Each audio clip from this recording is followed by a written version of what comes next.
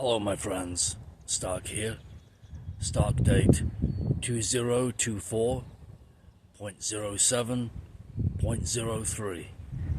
In November of 2019, I bought my 1999 Ford F350 near Dallas, Texas. Thus she was 20 years old at the time of purchase. Thanks to a mostly southern life, this truck is almost rust-free, and certainly rust-free with respect to the body and the frame. The truck has the long frame and long 168-inch wheelbase, which facilitate the 8 feet by 12 feet flatbed.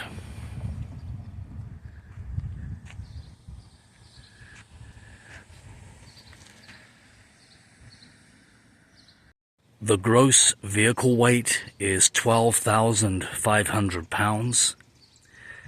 Yet the actual weight of the truck, including equipment and me, the driver, is approximately 8,500 pounds.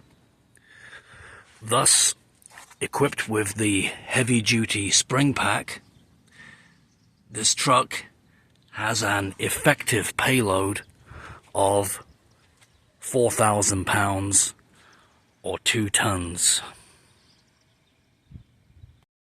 The engine is the Navistar 7.3 litre turbo diesel V8, and the transmission is a Ford 4-speed automatic.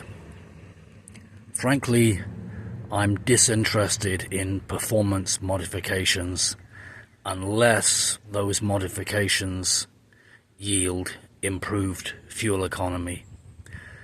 I will, however, show some of the modifications that I made for reliability and peace of mind. I replaced the original plastic fuel bowl cap with a billet aluminum cap. This is a modification or improvement that I thoroughly recommend. In my case, the plastic fuel bowl cap was becoming chewed and damaged, and the last thing that one needs when one must replace the fuel filter is a damaged fuel bowl cap, which will impede the replacement of said filter. When the original radiator sprang a leak, I replaced it with this all-aluminum radiator. This radiator does not have plastic tanks, and thus the rate of heat expansion is consistent across the entire radiator. Also, it has an additional row of cooling fins, thus the coolant capacity is greater than the original manufacturer's specification radiator. Even on the hottest of days, I never see the needle of the temperature monitor exceed 1/4 on the display. When the starter failed, I replaced it with a tall, high-torque starter. I like to have a spare wheel and tire, even on a dually, and thus I bolted this spare directly to the headache rack. I added an aluminum toolbox, and you're probably wondering what's in the box. The inside I have a spare wheel for my tow dolly, but it's not bolted into place, it's just jammed behind the seat. I installed a 12-volt triple power supply, but thus far I've only used it to recharge my mobile phone. Yes, I was joking about not showing the content of the aluminum toolbox. At the front of the box is a pair of wooden ramp extensions that I use with my tow dolly.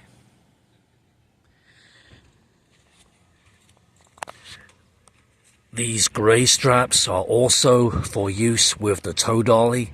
These are the straps that secure the wheels of the towed vehicle to the tow dolly.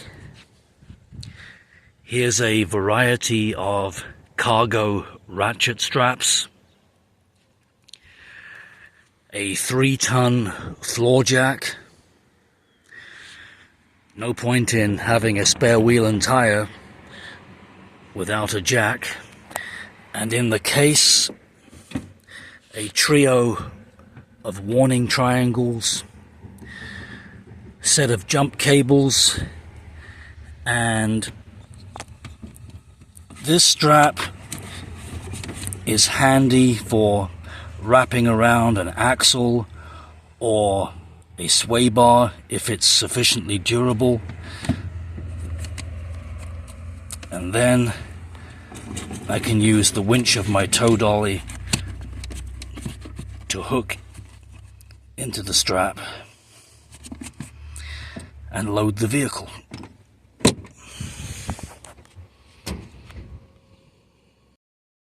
In the left frame box, I keep a selection of chains which I use for pulling vehicles out of mud. In the right frame box, I keep fluids, especially engine oil, and sundries such as funnel, tarp, bungee straps. Overall, this is a good truck. There have been hiccups, but thus far it has never left me stranded.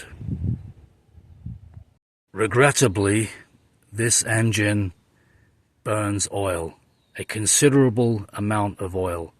I frequently must check the oil level and add oil as necessary. The engine does not drip oil, and I see no evidence of oil contamination within the coolant system, so I do not think that this is a case of a blown head gasket.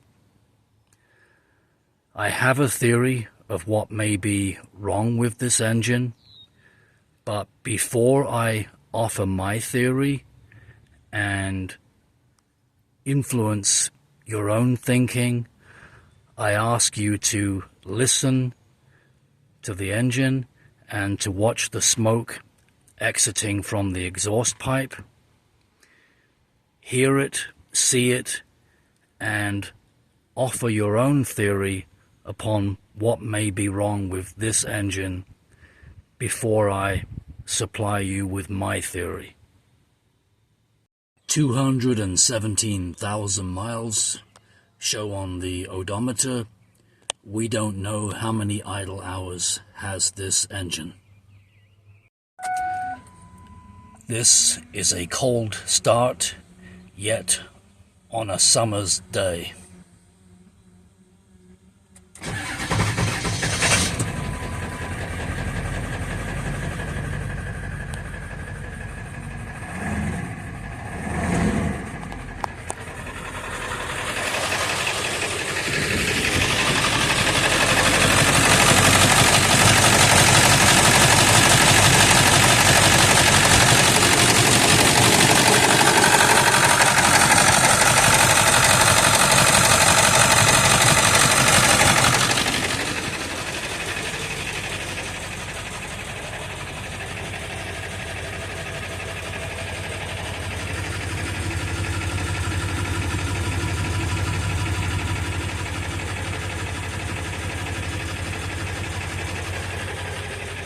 I know, it's terrible.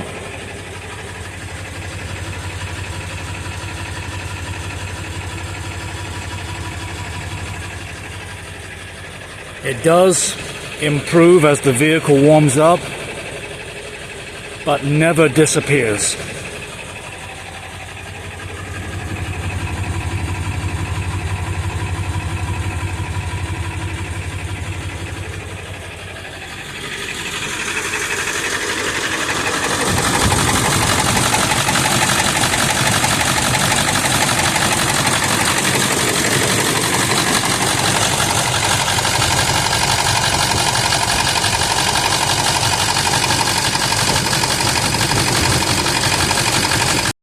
The engine has been running for 15 minutes while I loaded this junk minivan onto the tow dolly. The engine has had the opportunity to warm up and smooth out.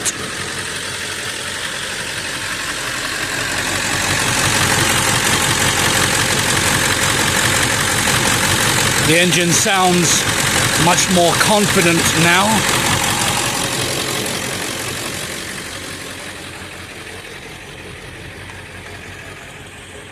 And there's less smoke at the tailpipe.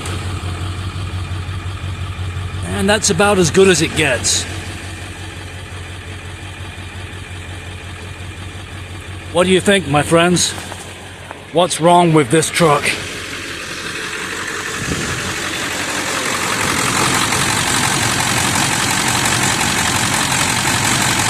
I should have mentioned earlier that this truck is down on power.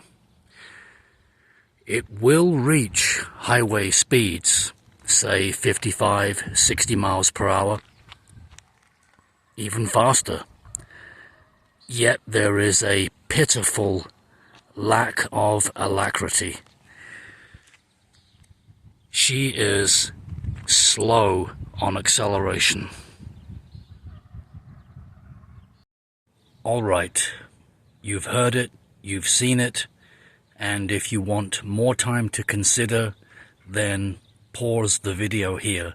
Otherwise, I will proceed with my hypothesis.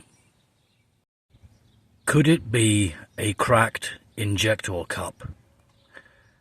No, I don't think so, because that would generally cause coolant to weep into the appropriate combustion chamber and then be burned off through the exhaust system.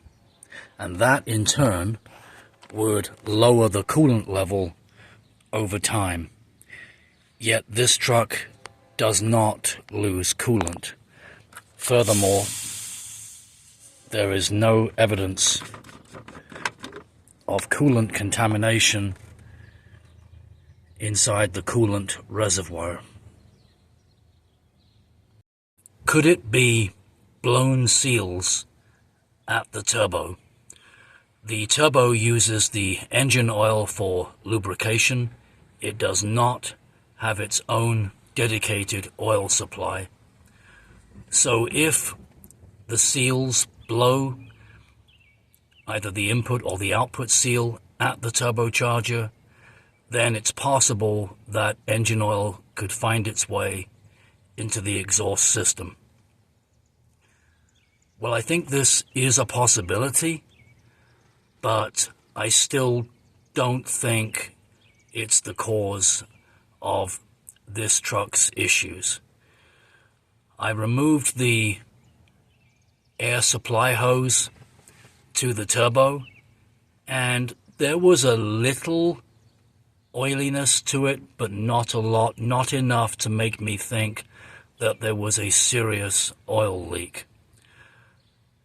Furthermore, I gently span and wobbled the impeller of the turbo. The impeller span freely, and I couldn't detect any wobble or free play at the impeller. So this is my hypothesis, my opinion. I don't present it as a fact because it isn't. I welcome you to challenge me, and in fact I encourage it. I think that one or more pistons have cracked or broken piston rings. When the cold engine is started, oil is forced past the piston rings and into the combustion chamber of the affected cylinder or cylinders. Some of that oil will be burned away through compression ignition, but most of it will find its way into the exhaust system. As the engine reaches operating temperature, the pistons and rings expand, and thus less engine oil is able to bypass the rings and enter the combustion chamber or chambers. With less oil in the combustion chambers, then less oil enters the exhaust system, and thus we see less smoke at the tailpipe. I do wonder, however, whether this giant radiator is in some ways working against me. Remember that I said that the engine temperature never exceeds 1/4 on the temperature monitor. Perhaps if I had a smaller radiator that allowed the engine to heat up a little more thoroughly, perhaps the piston rings could expand even further and allow even less engine oil to enter the combustion chambers. I'm not complaining about the radiator. It keeps the cooling system cool, does an excellent job. I just wonder if it works against me with respect to oil bypassing the piston rings. Bad piston rings will lower the compression ratio upon affected cylinders. Lower compression will also explain why the truck is down on power and why it is reluctant to start on all but the warmest of days. In fact, in cool or cold weather, I must always plug the block heater into the electricity supply. If you agree with me, please comment. If indeed the issue is broken piston rings, then I will not take the engine apart to repair that. I'll just keep on trucking. If you disagree with me, please comment. Thank you so much for watching, my friends. Take care. See you next time.